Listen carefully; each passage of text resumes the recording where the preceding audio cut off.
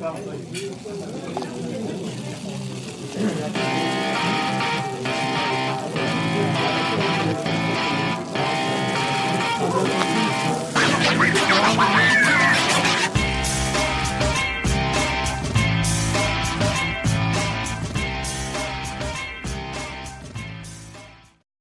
les marques et salut les smarts et bienvenue sur Catch Up, le podcast qui transpire le catch. Ici on analyse, on décortique, on critique, on encense les shows de catch et de la WWE dans chaque émission. Je suis Raphaël et je suis au comptoir du catch. On se sert des petites bières, on se sert des verres et on prend le temps de se poser en cette début en cette rentrée, en cette début d'automne, pour parler de certaines grandes personnes et grands noms de l'histoire du catch. Vous connaissez peut-être l'émission, si vous la connaissez pas, allez écouter les précédentes où on a pu parler ces dernières années de personnages comme CM Punk, comme Bray Wyatt, comme Cesaro, comme Roman Reigns, dès qu'il y a une grande occasion. Et là, on va parler d'une superstar qui vient de faire son retour à la WWE, une superstar qu'on n'attendait peut-être plus, une superstar qui a peut-être marqué nos cœurs ou pas. On va parler de AJ Lee. Et je suis avec Deadpool Vince que je vois revenir des toilettes. Il y avait la queue, hein. On est dans un pub très occupé. Ça va Vince, tu boitilles un petit peu, ça va le genou? Écoute, je reviens. Bonsoir à tout le monde déjà, pardon. Bonsoir au peuple de Catch-Up. Effectivement, je reviens du kiné et il m'a bien trituré le ménisque. Enchanté de pouvoir faire la connaissance de ce comptoir. Effectivement, on est bien servi, on est bien ravitaillé. On va tâcher de faire honneur au retour donc de cette superstar, bien entendu, donner un peu notre avis, faire un exercice un peu différent de ce qu'on a l'habitude de faire, donc c'est parti, hein. C'est parti, bah tiens, mais on va s'asseoir ici, là, pardon, excusez-nous. Voilà, on va se prendre une petite place, une petite chaise, et on va discuter de AJ Lee. Donc AJ Lee, April Janet Mendez de son vrai nom, qui est né en 1987, donc il y a seulement 38 ans, hein, c'est encore une petite jeune. AJ Lee, est-ce que tu te souviens en quelle année elle a démarré à la WWE? Alors, dans le main roadster ou vraiment démarrer WWE? Démarrer, tout début, WWE. Il me semble que c'est 2009, si je dis pas de bêtises. Ouais, exactement. La Très bonne info. OVW, l'ancien NXT, voilà, l'ancienne école, la Ohio Valley Wrestling. Ouais, je crois Même que c'était peut-être la trop. FCW plutôt, C'était la la FCW? Florida. Ouais, je crois que c'est D'accord, ok. déjà la FCW. Ouais. Donc effectivement, elle a commencé à la FCW. En tout cas, elle a commencé voilà par ce qui était à l'époque les fédérations de développement de la WWE. Et puis, en 2010, elle a intégré NXT. Alors, si vous êtes un jeune écouteur de catch-up, peut-être que vous ne savez pas qu'à une époque, NXT, c'était pas une émission. C'était une émission, mais c'était pas une division, c'était une sorte de télé-réalité, un concours en fait, un télécrochet comme on dit, c'était comme la Starac ou The Voice ou la Nouvelle Star. Il y avait des jeunes catcheurs qui faisaient une série d'épreuves, de compétitions, d'émissions, et à la fin il y avait un ou une gagnante qui gagnait, je crois un title shot, ouais c'était ça, un title shot. Et chaque catcheur ou catcheuse se voyait relié à un vétéran, on va dire, qui allait être leur formateur, leur mentor. Alors, est-ce que tu saurais me dire, sans tricher, j'avoue, moi j'ai les notes sous les yeux, hein, qui était le pro, puisqu'on appelait ça, de AJ Lee dans NXT? Est-ce que tu te souviens de ça? Alors, si je me dis pas de bêtises, ça doit être. Alors, je le lis sans les notes également parce que en plus je l'ai pas noté. C'est pas ce qui m'a attardé. C'est Primo, il me semble. Quand il y avait Primo et Carlito en team, et donc c'était Primo, il me semble. Ça a même Exactement. terminé, je crois, sur un petit bisou à la fin. Exactement. Quelle mémoire, Vince. Quelle mémoire incroyable. Effectivement, il y a eu un petit bisou avec Primo Collant et AJ. Alors, qu'on appelait AJ d'ailleurs au tout début, hein. Il y avait pas le Lee derrière son nom, c'était juste AJ. Enfin, AJ, si on la prononce bien en anglais. Effectivement. Et alors, est-ce qu'elle a gagné NXT ou pas? Est-ce que tu te souviens de ça? Oui, alors ça, je m'en souviens. Il n'y avait pas besoin de regarder de notes ou quoi que ce soit. Non, elle ne l'a pas gagné. Mais elle était en charmante compagnie quand même, parce que il y avait Naomi devant elle et Kathleen, que j'aimais beaucoup Kathleen d'ailleurs. Caitlyn qui avait été la gagnante, exactement. Exact, c'est ça. Ouais, c'est ça. Donc c'est la 3e saison de NXT, Ouais, qui était à l'époque un show sur lequel on avait un œil, puisque la première saison avait quand même vu naître la Nexus, avec Wade ouais. Barrett et Daniel Bryan, parmi les top stars. Il y avait d'autres mondes, hein, il y avait Heath Slater, etc. La deuxième saison a un petit peu plus passé inaperçue, mais c'était les débuts de Bray Wyatt, même s'il s'appelait pas comme ça à l'époque. Curtis Axel aussi. Ouais. Bon, j'ai pas la liste sous les yeux. C'est pas Caval qui gagne, C'est l'ex Loki. Caval. Ouais, exactement. Ah, lui, Caval qui gagnait la saison 2. Mhm. il était pas mal lui, hein. Il Ouais, a pas il a fait fait. long feu, mais il était pas mal. Non, c'est ça. C'était le premier ricochet, quoi, un peu. Ouais, ouais, ouais. Voilà, donc déjà des débuts voilà pour AJ sur la petite scène de la division voilà des petits nouveaux et ensuite eh bien elle a démarré officiellement à SmackDown. C'était en mai 2011 très exactement et elle était justement en tag team avec Caitlyn au début quand elles ont Mm. commencé. Et elles ont affronté, bon, effectivement, la scène de l'époque. Il y avait Alicia Fox, Beth Phoenix, etc. Il y avait Natalia, puisqu'elle commence à feuder avec Natalia, me semble-t-il. Exactement. Ouais, ouais. Et tout va basculer. Alors, j'ai oublié de dire, mais dans ses débuts, AJ, elle a une gimmick un petit peu. Je me souviens des clips qu'il y avait à l'époque, c'était pas très valorisant pour elle. Elle avait une gimmick un peu de ringarde, de country. On voyait des vidéos où elle faisait les chevaux à bascule là dans la campagne avec les chapeaux de country, les bottes de country. Elle avait une gimmick où elle se revendiquait un petit peu, voilà, comme ça, un petit peu, comment on pourrait dire, un petit peu beauf, presque, un petit peu, enfin, tu Bah bof, ils peux, avaient pas d'idée. Au départ, ils ont pas non, d'idée avec elle, la pauvre, ouais. hein. Donc voilà, elle était un petit peu, bon, un petit peu neuneu, un petit peu rigolote, sympa.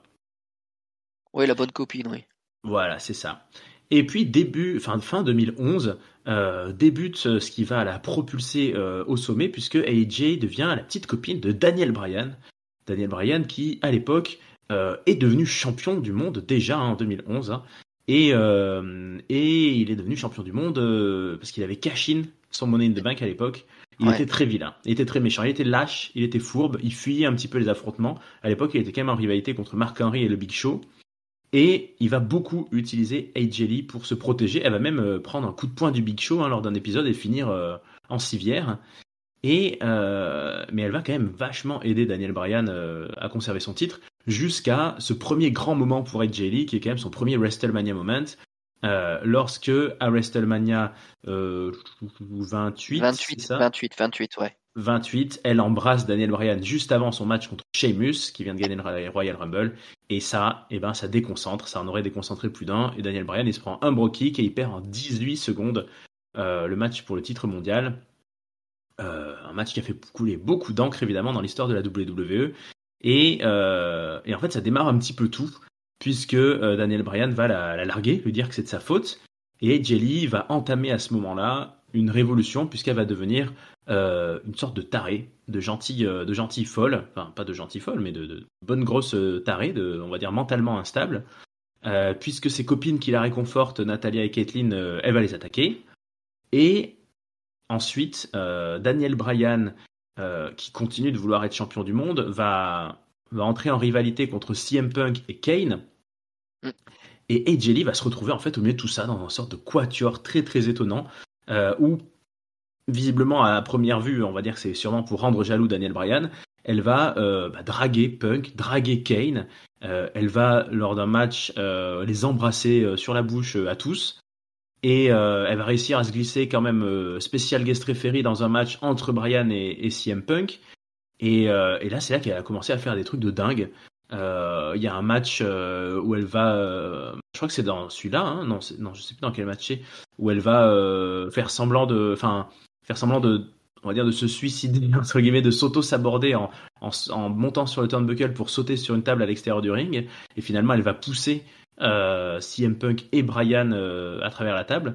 Donc, elle crée une très étonnante situation où les rivaux qui sont Bryan et Punk, qui sont quand même deux très grands catcheurs et deux grandes superstars du catch à l'époque, se retrouvent un petit peu voler la vedette par cette petite meuf là qui pète des plombs et qui leur fait tourner la tête. Elle va demander CM Punk en mariage. C'est une vidéo qui a fait depuis le buzz, puisque c'était un faux mariage à l'époque. Une demande en mariage sur le ring. CM Punk va rejeter, hein, il va dire désolé, mais je peux pas. Et donc ensuite, c'est Daniel Bryan qui va la proposer, elle, en mariage. Et là, elle va dire oui, elle va dire yes, she said yes. C'était le début des yes de Daniel Bryan. Sauf que au Raw suivant, qui est le Raw numéro 1000, donc c'était un Raw historique, on devait avoir le mariage entre Daniel Bryan et AJ Lee. Ça fait longtemps que la WWE nous a pas fait ces moments de mariage, elle a sa robe de mariée et tout ça. Et elle nous annonce qu'en fait, elle avait dit oui, mais pas à Daniel Bryan. Elle avait dit oui pour accepter le rôle de General Manager de Raw. Donc on va déjà faire une première halte. On est passé en même pas un an pour AJ Lee de petite catcheuse anonyme à la meuf qui devient General Manager de Raw après avoir interféré dans toutes les storylines des top main eventers là, de cette période. Donc qu'est-ce que tu as comme souvenir de tout ça? Est-ce que tu t'es dit là, il y a un rôle qui est joué par cette fille qui est quand même vraiment particulier par rapport aux autres femmes du roster? C'est ça qui est étonnant, c'est qu'ils ont commencé un petit peu à la faire catcher, etc., sans trouver trop d'idées. Ils la mettent avec Brian, et effectivement, on avait cette impression qu'elle se faisait maltraiter par Brian, qui s'en servait comme bouclier, qui lui parlait comme une sous, je vais pas dire le mot, mais voilà, qui la traitait vraiment comme une moins que rien. T'as le coup de poing effectivement du Big Show où elle est complètement assommée. Elle revient, elle aide quand même Brian à gagner. Au WrestleMania, elle se fait encore une fois bien défoncé verbalement par Brian, qui l'accuse de lui avoir fait perdre le titre, hein, tout simplement. Parce que c'était à l'époque, ouais, j'avais pas compris qu'il puisse faire ça sur un opener de WrestleMania, match de championnat du monde, 18 secondes, t'as dit, je me rappelais plus du temps exactement, mais c'était un bro kick. Et puis après, elle prend encore plus d'ampleur, la feud avec effectivement Kane, Punk, Brian, elle aide Punk à gagner contre Brian. La fausse demande de mariage qui finit par je deviens general manager de Raw. Et après, quand elle est general manager, on va en parler, mais elle a aussi fait pas mal de choses. On voit que le personnage s'étoffe. Déjà, la première chose qu'on remarque, c'est vraiment ce personnage qui s'étoffe, qui est passé d'une toute petite, parce qu'elle est pas très grande, Angeli. Quand on la voit arriver, là, elle sautille comme ça, comme si c'était une petite fille. Eh ben non, faut faire gaffe, les mecs. Elle est dangereuse, quoi. Ouais, ouais, moi pour moi je me souviens vraiment de très grands moments. Alors des fois on dit que la mémoire embellit un peu, mais oui, comment elle nous a volé le show dans ces storylines de Punk et de Brian avec beaucoup d'acting psychologique, quoi, d'émotions, de coups de colère, de romance aussi quand elle faisait les yeux doux, les yeux de biche à CM Punk. Puis voilà la fausse naïveté aussi qui était en fait tout tordu qu'elle faisait dans le dos. Et comme tu dis, elle s'est pas arrêtée là, puisqu'en devenant general manager de Raw, elle a utilisé son pouvoir. D'ailleurs, elle s'est vengée sur Brian et Punk. Elle leur a mis Ouais. des storylines, des bookings, des main events, des matchs qu'elle voulait pas. Au final, elle va pas rester general manager longtemps. Elle va tomber assez vite à cause de quelqu'un qui veut sa place, visiblement. Et Ouais. c'est pas n'importe qui, ce quelqu'un, c'est Vicky Guerrero. Vicky Guerrero, qui est, on va dire, l'autre grande figure féminine avant elle, de la fin des années 2000 à la WWE. Pas du tout dans le même style, mais quand même. Vicky Guerrero qui l'a fait tomber en nous apprenant que AJ, elle est en train de fricoter avec John Cena lui-même, ce qui est quand même assez incroyable. John Cena, et à l'époque, Vicky Guerrero, elle a un boyfriend, on va dire, puisqu'elle en avait toujours un dans la poche. C'était plus Edge, c'était Dolph Ziggler. Euh, C'était Dolph Ziggler qui était avec elle, et il y a vraiment des situations assez violentes qui se créent entre. Je me souviens qu'elle va baffer Dolph Ziggler justement à un moment donné dans les vestiaires. Elle défend, elle soutient John Cena corps et âme, la petite Edge. Sauf que le John Cena, il reste de marbre, il reste de glace, il reste froid comme une pierre. Et la pauvre Edge, ça va lui briser le cœur à nouveau. Et ça va faire que lors d'un match TLC, elle va faire tomber John Cena d'une échelle exprès pour que ça soit Dolph Ziggler qui gagne. Et elle va quand même finir par sortir avec Dolph Ziggler qui va garder sa gimmick encore mieux de je vole le show et je vole votre petite copine. Et en plus de ça, dans la foulée, tout ça en quelques semaines, alors que John Cena essaye de se venger de Dolph Ziggler, il y a un nouveau personnage qui débarque aux côtés d'Edge Lee et qui devient son garde du corps. Et ce personnage, il s'appelle à l'époque Biggie Langston. Et ben c'est le fameux Biggie qui est depuis devenu donc un champion du monde de la WWE, une légende des podcasts, etc. Le membre du New Day. C'était Biggie qui avait donc débarqué en tant que pote de AJ Lee et qui crée un trio en fait qui va durer quelques mois. AJ Lee, Dolph Ziggler et Biggie, qui donc s'est vengé de John Cena et part à la guerre.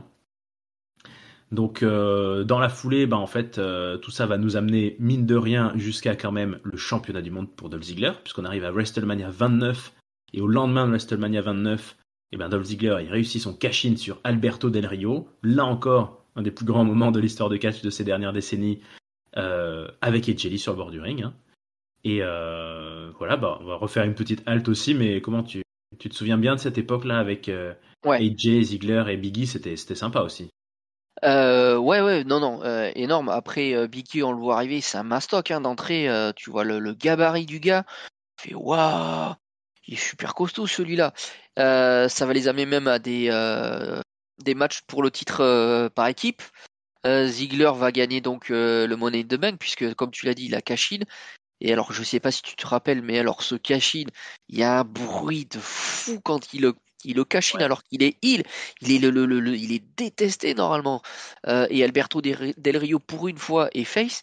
Et tout le monde, parce que Del Rio fait un gros match sur ce Raw après WrestleMania, où bon, il aurait, voilà, pour le work du match, il a la jambe vraiment entamée, il arrive, bam, c'est là l'explosion dans le stade. Et là, tu passes un step. Encore une fois, là, ils sont bon, ça ira pas vraiment dans le sens à cause malheureusement d'une blessure de Ziggler, mais tu te dis que là, t'as un gros trio quoi. Et Edgy Lee ne fait encore une fois que progresser et pas forcément que parce qu'elle fait des matchs, mais aussi parce que sa présence, elle est là. Sur les matchs, elle a toujours une importance. Et c'est difficile de, comment dirais-je, c'est difficile de quand tu es manager, quand tu es une vallée, de pas trop prendre le pas sur le match, sur la feud qu'il y a entre la personne que tu accompagnes et son adversaire. Et elle arrive à être plus importante quasiment, mais tout en donnant de l'importance à la feud en cours. Donc, elle est sur le chemin pour être vraiment au top de la division féminine. Et puis, grâce à Ziggler, elle est également au top de la division masculine. Donc, elle est au top de la WWE. Voilà, à l'époque. C'est ça, et ça va être son été en 2013, puisque quelques semaines après que Dolph Ziggler devienne champion à WrestleMania, elle va devenir championne, elle aussi, à Payback, en battant Caitlyn, qui était la championne de l'époque et qui était censée être sa copine, sa pote.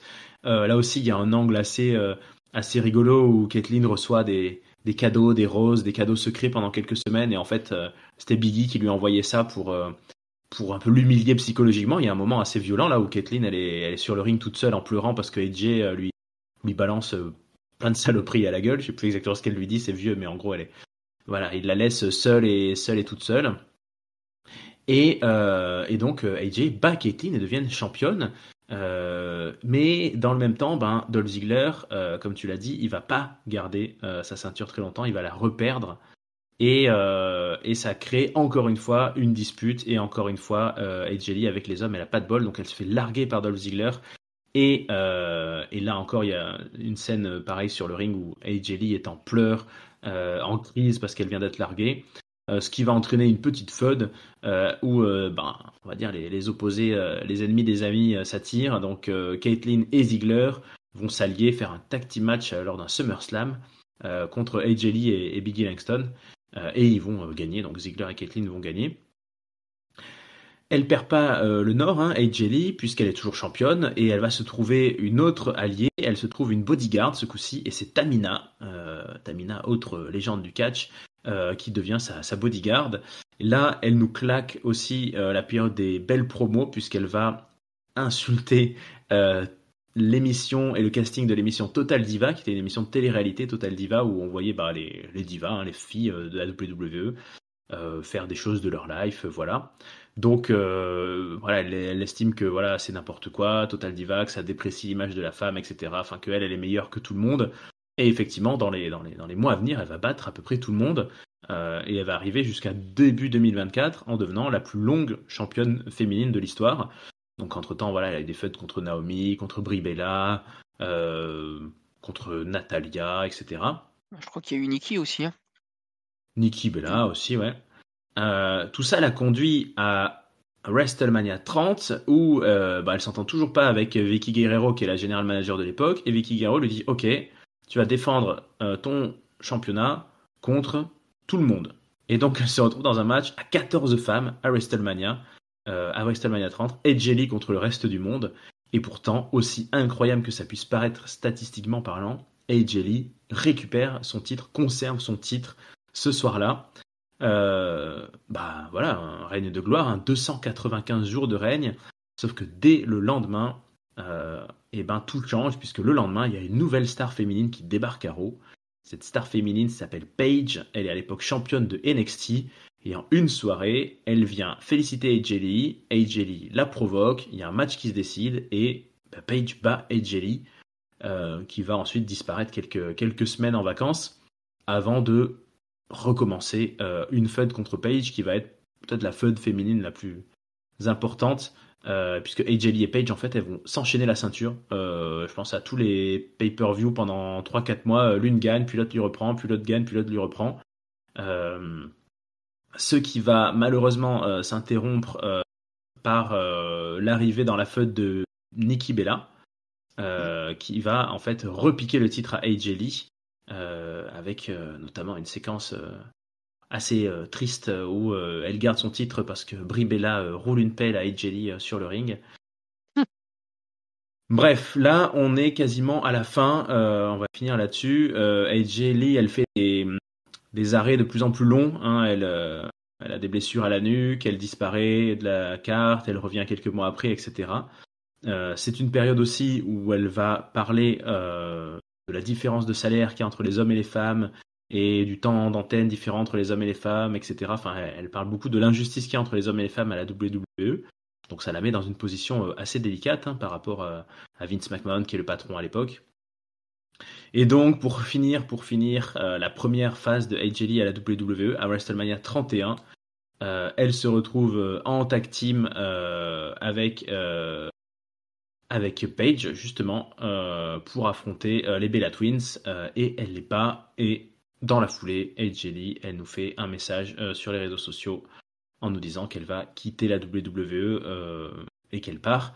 Il faut dire qu'à l'époque, entre-temps, elle est devenue officiellement la partenaire de vie de CM Punk, qui lui-même était parti un an plus tôt.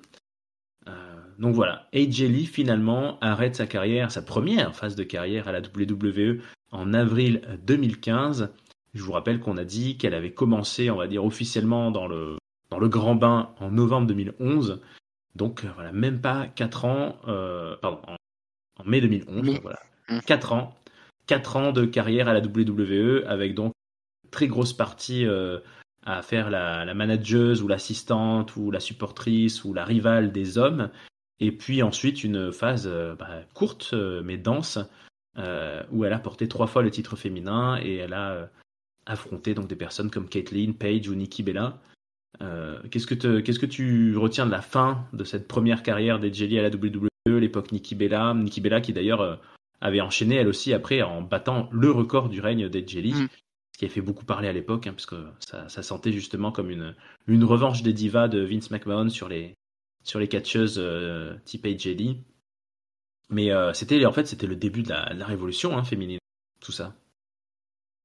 Oui, tout à fait. Moi, il y a 4 éléments qui m'ont vraiment marqué, période d'AJ Lee. La première, qui est effectivement, tu en as parlé, c'est le moment où on découvre que l'admirateur secret de Caitlyn, c'est Biggie.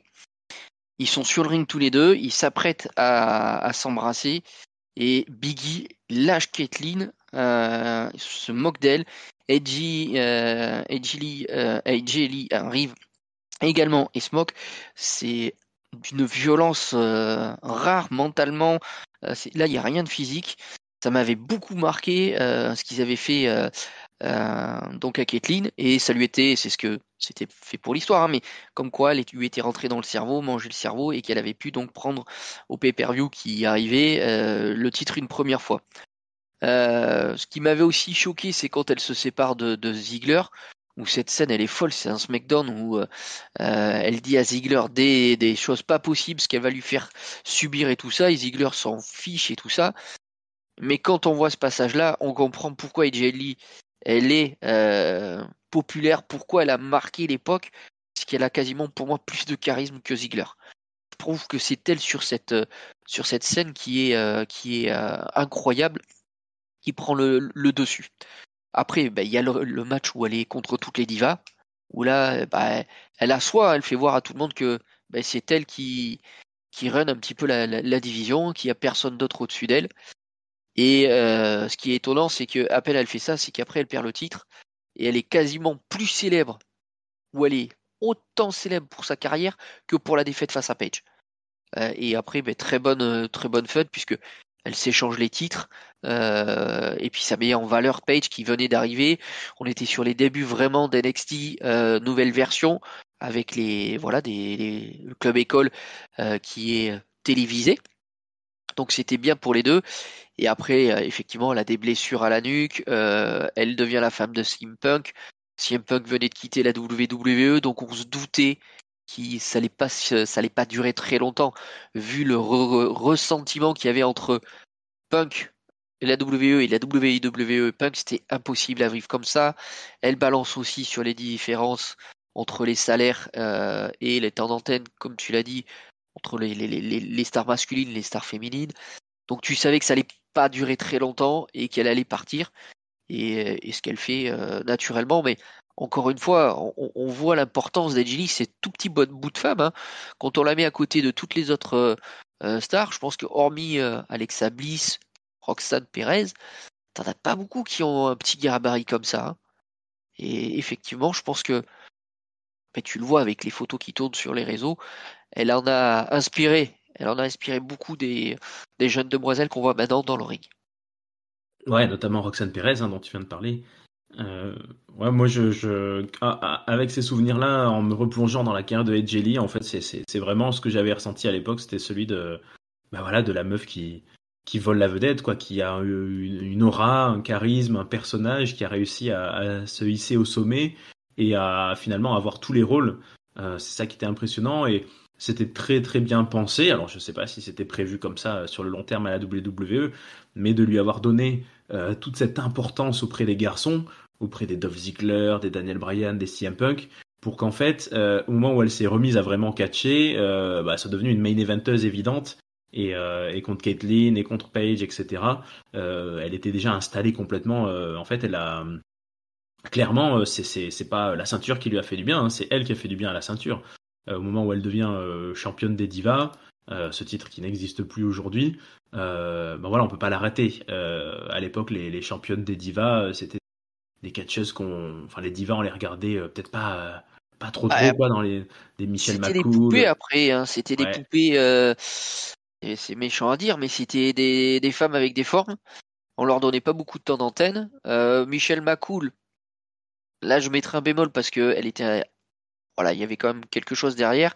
Et puis elle avait Undertaker, donc elle avait du temps d'antenne. Mais hormis Michelle McCool, t'en avais pas beaucoup dans les années 2010 qui perçaient quoi. T'avais un peu Base Phoenix, un peu Natalia, Michelle McCool avec Leila. Mais c'était très très petit. Et puis là, elle a pris d'importance. Comme je dis, hein, c'est un petit gabarit. Elle est zéro refaite. Et voilà, c'est pas la poupée. C'est méchant ce que je veux dire, mais comme Nikki qui est quand même l'archétype de la diva. Là, on avait complètement autre chose. Petit bout de femme, mais alors qu'un foutu caractère. Voilà, moi, c'est ça que je retiens. Hein. Ouais, elle garde pour cette ceinture des divas le record de la durée combinée, hein, de 405 jours, le record du nombre de titres avec Eve Torres, en égalité avec Eve Torres, qui elle aussi était une vraie diva pour le coup. Oui. Donc tout s'est passé très vite quand même. Et moi, ce que je retiens aussi, c'est qu'avec avec Paige et Caitlyn, moi en tant que spectateur à l'époque, vraiment le sentiment pour la première fois d'avoir des catcheuses qui veulent être catcheuses et qui sont venues à ce métier parce qu'elles ont vu les catcheurs. Alors j'ai pas connu, je suis pas assez vieux pour avoir connu l'époque Trish Stratus et Lita, mais en tout cas moi quand je suis arrivé dans le catch, bah, effectivement c'était les divas comme tu disais. Et c'était des personnes, on sentait qu'elles étaient plus, elles avaient fait des carrières de mannequins, ou elles avaient été athlètes ou gymnastes. Elles étaient dans le catch parce qu'il y avait un boulot et un métier, et puis elles faisaient pas forcément très longtemps, comme Kelly Kelly ou autre qui passaient à autre chose. Elles, on sentait qu'elles avaient cette envie, quoi, cette fibre. Et d'ailleurs, c'était les débuts des promos féminines. Avant, on les entendait pas trop, hein, les filles parler, on leur donnait pas le micro 10 minutes. Et Jelly, tu pouvais lui donner le micro 10 minutes sur le ring ou sur les abords du ring en tant que general manager. Et on avait une époque un peu dorée là aussi avec Vicky Guerrero à qui j'ai envie de tirer le chapeau aussi parce qu'elle avait un personnage complètement différent, mais elle a aidé à créer ces forces féminines en face contre elle. Donc c'est vraiment le début d'un âge d'or qui a très vite démarré, hein, puisque Nikki Bella, justement, juste après elle, c'est le début de la Women's Revolution, c'est l'arrivée donc de Charlotte, de Becky, de Bayley. C'était le lancement, en fait. AJ Lee, elle a lancé ces jeunes filles-là, mais elle est partie juste avant, finalement, presque d'en profiter vraiment, hein, de découvrir ce que c'était que une vraie division féminine à la WWE. Ouais, mais est-ce qu'on n'a pas aussi tiré trop sur la corde parce qu'elle était omniprésente, hein? Ah oui, oui. Donc voilà, après c'est compliqué de comparer les époques. Tu demandais donc époque de Trish, t'as Trish, mais Lita elle était quasiment constamment blessée. T'as eu aussi juste avant, il y avait Shaina qui était juste impressionnante. Tu as eu Jazz aussi qui était impressionnante physiquement, c'était vraiment grand. Et il y a Victoria aussi qui m'a beaucoup marqué. Mais après, t'as eu un creux et je sais pas parce que Beth Phoenix est quand même pas si mal que ça dans le ring. Natalia est pas si mal. T'avais du réservoir, mais je sais pas. À un moment donné, ils ont pris un virage et ils ont préféré que les femmes soient à côté d'un catcheur ou soit des poupées. On va pas leur donner beaucoup de temps parce que déjà c'est pas le catch qui les a amenés à venir à la WWE, mais c'est le fait de passer à la télé. Et là, je te rejoins complètement. On a vraiment l'impression qu'Edgy Lee, Kathleen, comme je l'ai dit, moi je l'aimais beaucoup à l'époque. On a vraiment cette impression. Elles sont là pour faire du catch. Paige, voilà, hein, quand elle dit This is my house, ça veut dire ce que ça veut dire. Ses parents sont promoteurs, elle a toujours été dans le catch. Donc voilà, on a vraiment, je pense, ces trois-là qui ont vraiment amené le catch féminin à une autre dimension. Et puis quand derrière, tu as les quatre qui arrivent, donc Michel, Charlotte, Sacha, Becky et Bailey. Bon, ben voilà, t'as tout gagné. Là, tu sais que tu pars sur une génération de fous. Ouais, c'est ça, c'était une nouvelle génération qui allait démarrer et qu'elle a finalement à peine vue parce que Edge Lee, voilà, ça fait maintenant 10 ans qu'elle n'avait pas remis le pied sur un ring. Entre-temps, elle a fait beaucoup de choses. Alors, elle a écrit, Edge Lee, elle a écrit un bouquin, enfin, elle a écrit sa biographie, écrit ses mémoires. Elle a beaucoup fait d'émissions et de contenu sur les réseaux sociaux sur la santé mentale, hein, elle nous en a parlé récemment.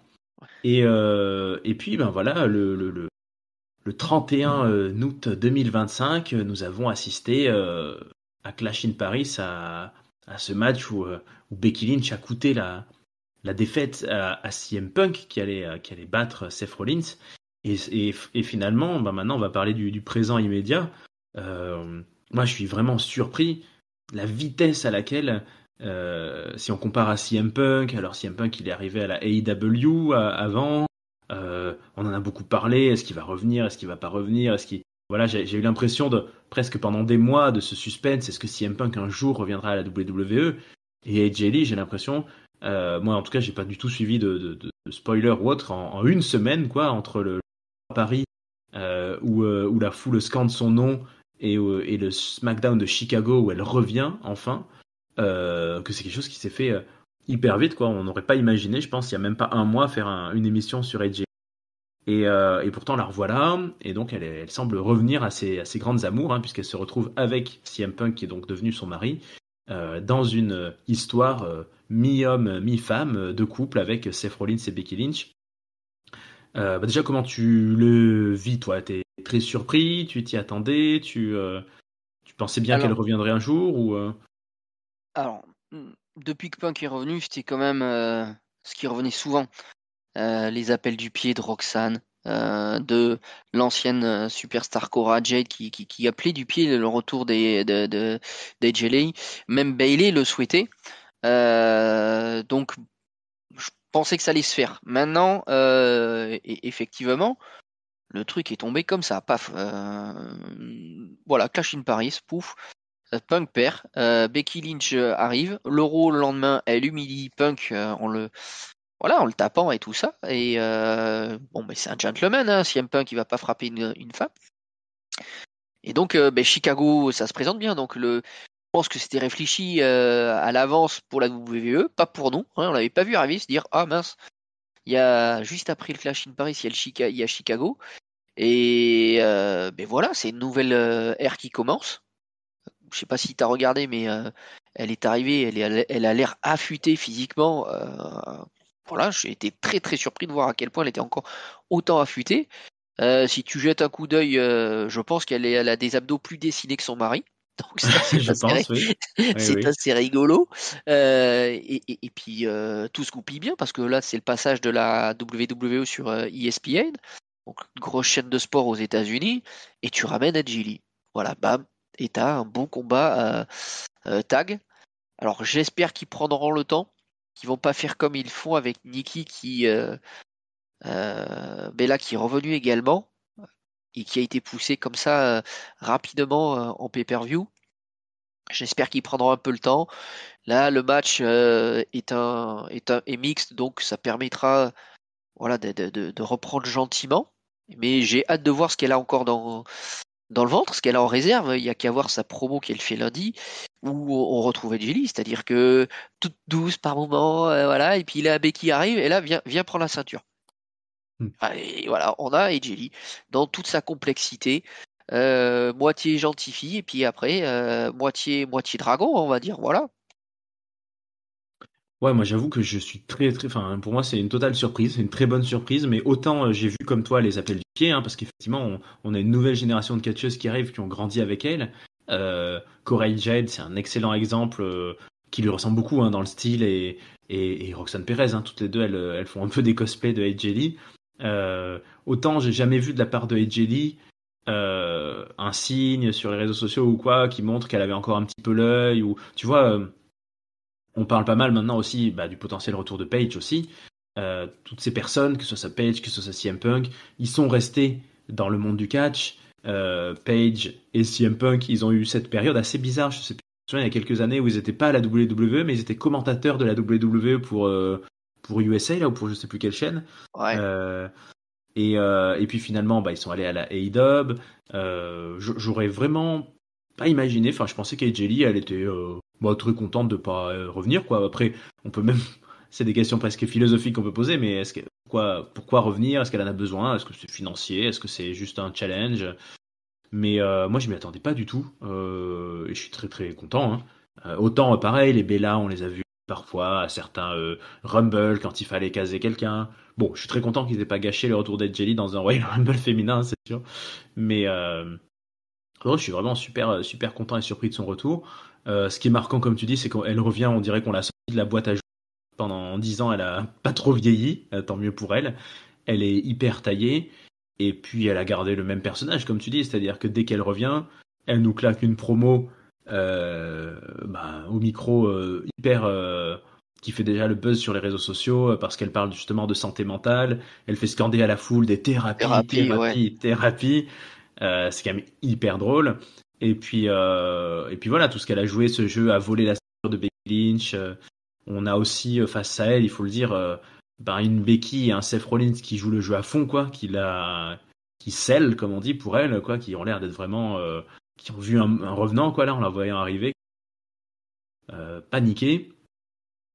Donc, qu'est-ce qu'on peut attendre d'elle? Est-ce que tu crois vraiment qu'on va avoir une AJ Lee pour quelques années, quelques mois? Est-ce que c'est un one shot? Qu'est-ce que tu crois? Qu'est-ce que tu espères là-dedans? Alors, avant d'avoir lu un petit peu ce qui se disait sur certains sites spécialisés de catch, pour moi, j'aurais dit que c'était un one-shot. Parce qu'effectivement, à l'instar d'un Brock Lesnar, ils ne parlent pas. Tu les entends jamais. Et Lesnar est revenu à SummerSlam, on se disait, c'est terminé.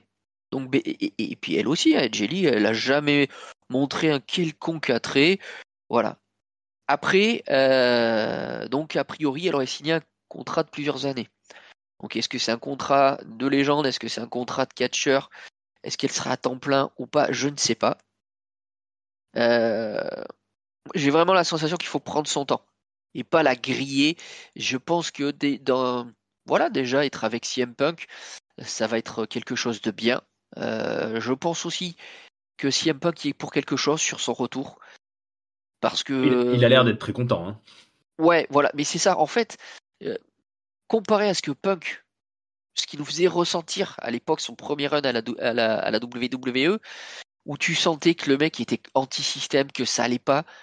Là, j'ai l'impression d'avoir un Punk super heureux à la Mm. WWE. Et je regarde un peu la AEW.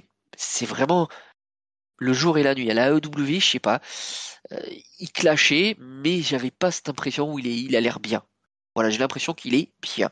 Que ce soit même dans ses relations en backstage. Et d'un autre côté, je suis aussi persuadé que ils ont fait la paix avec Rollins. Et je pense que les quatre avaient préparé ça. Et je me dis qu'il y a peut-être même le match, ils l'ont peut-être préparé depuis un petit moment. Et on peut avoir quelques surprises qualitativement parlant.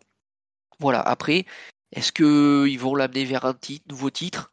Je pense que ça serait bien, mais dans plusieurs mois, parce qu'elle le mérite d'avoir un dernier titre, d'avoir un vrai titre avec euh, des vraies catcheuses.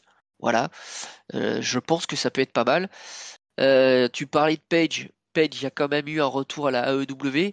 Donc on sait que maintenant, elle est susceptible de revenir. Je pense qu'elle l'a aussi déclaré qu'elle ne serait pas contre un retour. Donc je ne serais pas étonné non plus. Et pourquoi pas qu'elle fasse équipe. Je ne serais pas étonné. Et moi, je vois bien l'avenir de AJ Lee bien s'inscrire entre les cordes. Ça, voilà. Mais prenons le temps. Prenons le temps là-dessus. Ouais, je pense qu'en fait, ils vont faire comme ils ont fait à ses débuts, c'est-à-dire ils vont commencer en la lançant un peu avec les mecs.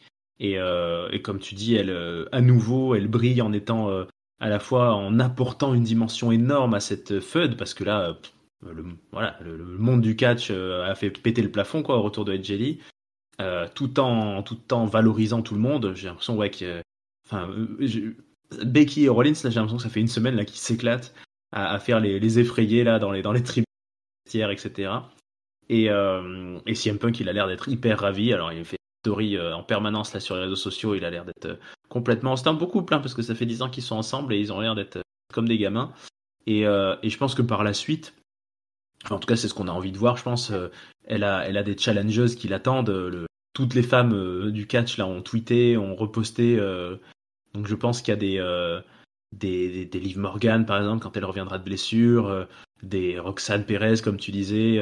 Elles ont déjà fait des photos rigolotes là backstage, Roxane Perez avec Raquel Rodriguez, etc. Je suis sûr qu'elle peut apporter quelque chose d'incroyable parce qu'elle sait jouer sur tous les tableaux et qu'il faudra lui laisser l'intelligence de jouer sur tous les tableaux. Mais je veux dire, si on se rend compte que finalement, physiquement, in ring, c'est peut-être pas ça, et ben elle peut avoir un rôle un peu comme Raquel justement dans le Judgment Day, un peu rester en arrière mais envoyer des petites jeunes. Elle peut, euh, elle peut turner heel assez facilement contre quelques petites nouvelles. Euh, je suis sûr que voilà, il y a des Lyra Valkyria qui seraient ravis de la croiser. Donc, euh, donc je sais pas si on peut l'espérer plusieurs années. Après, en termes d'âge, effectivement, hein, elle a 38 ans, elle est jeune. Hein, les catcheuses font en général une carrière moins vieille que les hommes. CM Punk, il a 46 ans. Mais, euh, mais bon, elle a encore quelques années devant elle. Elle peut nous faire 2-3 ans très très sympa, je pense, à la WWE. En tout cas, elle apporte, je pense, effectivement à la WWE dans le merchandising et dans toute cette dynamique qui est quand même avec TKO d'avoir un truc un peu énorme, toujours plus fort, toujours plus de retours, toujours plus de gens qui impressionnent. Elle va apporter énormément, quoi. C'est une très très grosse star sur les affiches. il y a moyen que ça arrive très très haut, quoi, ce qu'elle nous amène. Hein. Ouais, je suis persuadé que ça va bien se goupiller. On a un premier match WrestlePalooza, c'est pas ce week-end, c'est le week-end prochain. Donc ça arrive vite. C'est vrai que comme tu dis, en 3 semaines, pam, c'est bouclé, retour dans le ring. Ah ouais, ok, bon. Mais je suis persuadé, comme je te dis, pour moi, Punk et Rollins ont fait la paix. Becky Lynch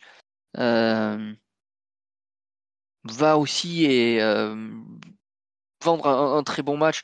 Il y a qu'à voir la tronche qu'elle tire au SmackDown effectivement la semaine dernière quand t'as la musique qui arrive, les premières notes de Not Enough, t'as l'impression que est revenu l'incroyable Hulk. Non, non, c'est juste Edge Lee, mais avec tout ce que ça comporte derrière, sa folie, sa capacité à emballer un match. Hein, alors je sais pas si l'œil au beurre noir est un vrai œil au beurre noir qu'il y a eu Becky sur leur premier segment, mais ça te montre, voilà, je suis là, je suis présente. À la fois, je suis là pour défendre mon homme, et c'est ça qui est extraordinaire dans ce fun. C'est-à-dire que tu as l'impression que les rôles sont inversés. D'habitude, c'est un homme qui protège une femme. Et bien là, c'est à la fois Becky qui s'en prend à Punk pour défendre Rollins, et t'as AJ qui arrive pour défendre Punk face à Becky. Donc les rôles sont inversés, c'est super. Moi je trouve qu'on a un super angle d'attaque déjà là. Et je reste persuadé déjà que les deux vont continuer, Becky et AJ, à feuder l'une contre elle, à être en rivalité. Tout comme je suis persuadé que Rollins et Punk, on n'en a pas terminé. Ouais, ça va être classe. Hein. Ouais, pour moi, c'est vraiment comment dire, la grosse bonne surprise de la fin d'année. Bon, l'année est finie, mais ouais, ouais, dans cette dynamique WWE qui veut toujours plus grand, toujours plus fort, ouais, on a plein de gens qui reviennent. Voilà, on parle pas de Cody Rhodes il y a quelques temps déjà, des nouveaux noms qui sont signés, justement, qui ont fait un petit peu leur gamme à la AEW, comme Rusev qu'on a acclamé récemment.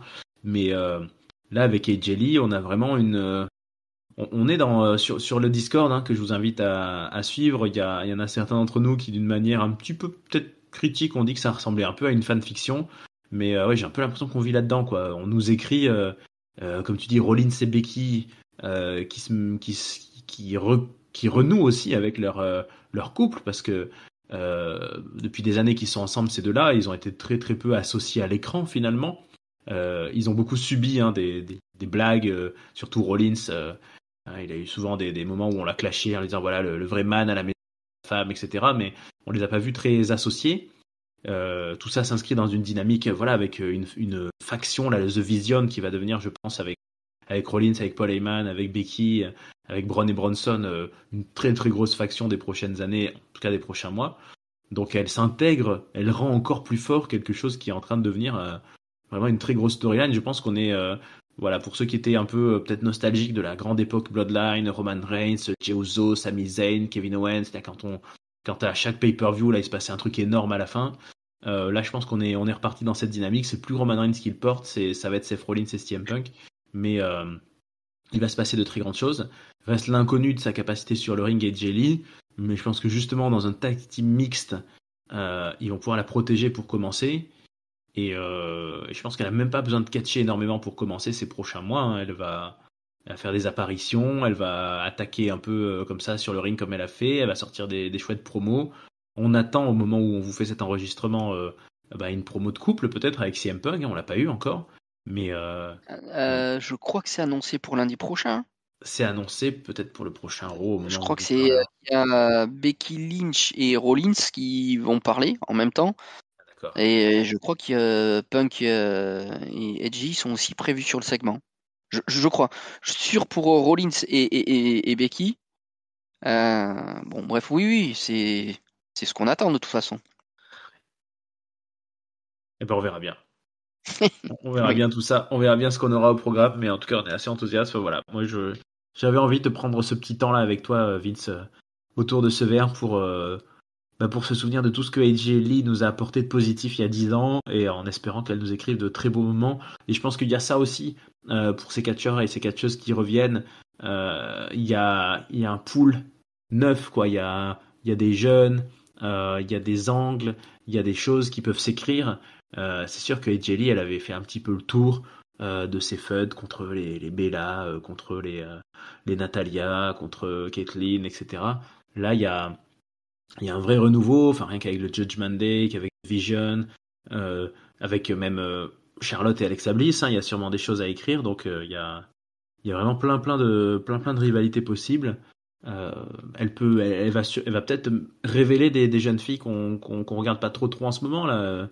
J'en sais rien, je dis des trucs au hasard, mais si elle se penche sur des Michin, sur des Julia, sur des catcheuses un peu de second rang actuellement et qu'elle fait des feuds avec, bah voilà, peut-être qu'elle va devenir elle aussi comme elle a été il y a 10 ans une star qui va nous faire révéler d'autres stars autour d'elle.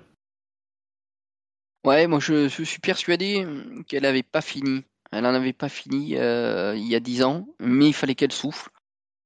Et je pense mais elle aussi, elle le voit que Punk, je pense, est vraiment heureux aujourd'hui.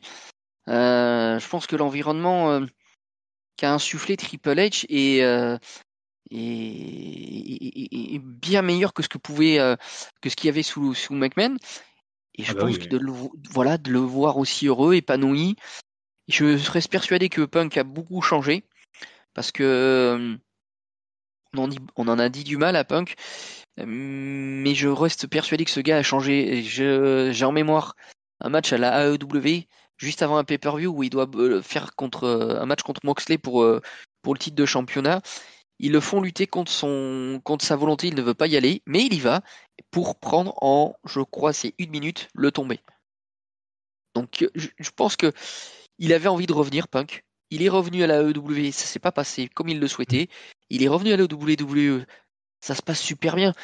T'entends pas, alors que c'était souvent qu'on entendait, que ce soit sur son premier run à la WWE ou à la AEW, qu'il y avait des problèmes backstage. Là, il y en a pas, on n'entend pas. J'ai vraiment l'impression que le gars est apaisé. Et voilà, AJ Lee a pris du temps pour se reposer, a pris du temps pour faire sa thérapie, du coup. Mhm. Elle a fait plein de choses à côté. Et là, je pense qu'elle s'est aussi dit, c'est bon, c'est le temps que je revienne. J'ai des petites qui sont là, qui ont toujours voulu m'affronter. Il y a un super angle d'attaque pour mon retour. Bingo, allons-y. Ouais, bah c'est parfait et c'est une très bonne écriture et en plus, alors on va dire que c'était assez drôle parce que on l'aurait pas soupçonné il y a même pas 3 semaines et par contre, à partir du moment où ça a commencé à en discuter, bon, tout le monde s'est mis à en parler. Il y a eu cette histoire de la fuite, vraie ou pas, hein, du WWE merchandising pour dire tiens, achetez du merch de Ed Jelly alors qu'elle n'était pas encore revenue. Bon, est-ce qu'il y a quelqu'un qui s'est planté ou est-ce que c'était une manière de prendre l'eau du bain? Je sais pas. De toute façon, dans le catch, on sait bien, hein, si c'est pas fait exprès, ils savent nous faire croire que tout était contrôlé et tout était fait exprès. Mais ouais, jusqu'au dernier moment, moi, c'est vraiment quelque chose que j'avais du mal à croire. Et finalement, ça y est, on l'a eu. Alors dommage, on l'aura pas eu à Paris, mais bah, si elle tient encore un petit peu sur le ring et qu'on nous annonce un gros show de catch en France en 2027, bah écoute, j'aimerais bien être là dans la même pièce que elle et CM Punk en 2027, ça nous ferait plaisir. Et après, il va falloir que tu économises parce que ça coûte cher, Ouais, hein. Tu peux aller les voir dans le backstage en même temps que quand ils font le PLE, hein. Il y a des prix, des passes, mais oui, ça là, coûte là, bonbon là, hein. ouais, non, là c'est cher. Ouais, ouais, oui, oui, c'est cher pour ce que c'est. Mais Donc, oui, tu as tout à fait raison. Gros pay-per-view qui s'annonce en 2027. Voilà. Donc pourquoi pas? Si c'est un Royal Rumble et que tu as le Royal Rumble féminin, bah, je suis sûr qu'elle sera là, à part allez, blessure. allez, elle peut en gagner un, peut-être elle en a jamais gagné un, hein. Et CM Punk et Edge Lee n'ont jamais gagné de Rumble ni l'un ni l'autre. Ils sont capables de nous les faire gagner tous les deux en 2026, hein, qui sait, ou en 2027. Moi, je suis sûr que c'est. Ouais, sûr, non, ça serait très présomptueux. Punk, je suppose que ce sera lui, parce qu'il l'a pas gagné. Et pour moi, c'est la fête des 5 dernières années, plus que tout ce qu'il y a pu y avoir autour de Reigns. Cette fête avec Rollins, elle va se finir à WrestleMania et Punk n'a pas gagné. Je pense qu'il va gagner le Royal Rumble. C'est l'une des seules choses qu'il n'a pas faites et qu'il va aller avoir son dernier run de champion là-dessus. Alors, est-ce que ça serait judicieux de faire AJ en même temps? C'est un peu tôt là. Peut-être, mais moi voilà, c'est ce que j'allais te dire, je trouve tôt. Un retour en moins de 4 mois, tu la mets gagnante du Royal Rumble, ça peut aussi se retourner contre elle. Voilà. Ouais. Bon, on n'y est pas encore. Non, on aura le temps de faire une review et la preview. Ouais, exactement. Bon, bah écoute, Vince, je crois qu'il se fait tard. Je vois Ouais, ils sont en train de balayer, de ranger les chaises. Euh, on s'en recommande une petite dernière et puis on va laisser nos amis du peuple de Ketchup nous dire dans les commentaires sur YouTube ce qu'ils en pensent du retour de Edgely, tous les souvenirs qu'ils ont avec elle dans sa grande époque. Et puis venez nous suivre sur le Discord de Ketchup, bien sûr. D'ici là, bah écoute, je vais aller payer et puis je te laisse conclure à nos auditeurs. Merci Vince d'avoir été avec moi pour cette émission et puis bah à très bientôt pour du catch ici sur Ketchup. mais merci à toi, merci à tout le monde de nous écouter. Effectivement, venez nombreux sur le Discord. On est d'ailleurs de plus en plus nombreux, c'est chouette, on discute, on échange, toujours avec bienveillance. Et c'était très sympa de pouvoir faire donc aujourd'hui un petit comptoir sur Edgely, sur sa carrière. Voilà, parfait. Et bah, ciao Vince, ciao à tous. Bonne soirée à tout le monde.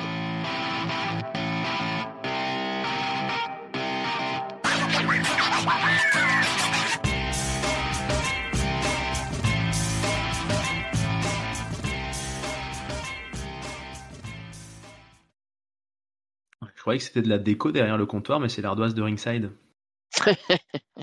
A priori, oui, vu ce qu'il a bu à Clash in Paris.